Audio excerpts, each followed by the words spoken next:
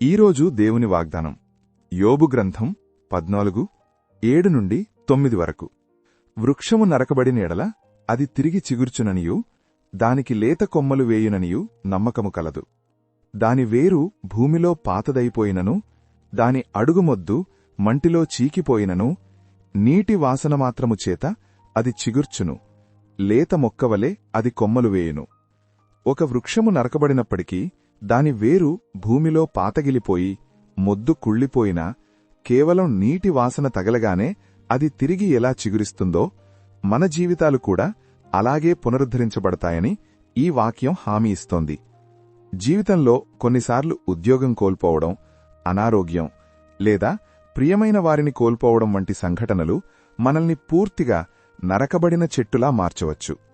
ఇక మన జీవితం ముగిసిపోయింది, ఎదుగుదల లేదని మనం అనుకోవచ్చు. అయితే చెట్టుకు వేరు భూమిలో ఉన్నట్లుగా మన విశ్వాసం దేవునిపై బలంగా ఉంటే ఆత్మీయమైన నీటి వాసన అంటే దేవుని వాక్యం లేదా ఆయన కృప యొక్క చిన్న స్పర్శ మనకు తగిలినా చాలు, మనం తిరిగి కోలుకుంటాము. కాబట్టి నిరాశ చెందకండి. దేవుని కృపతో మీరు గతంలో కంటే బలంగా, అందంగా ఎదుగుతారు.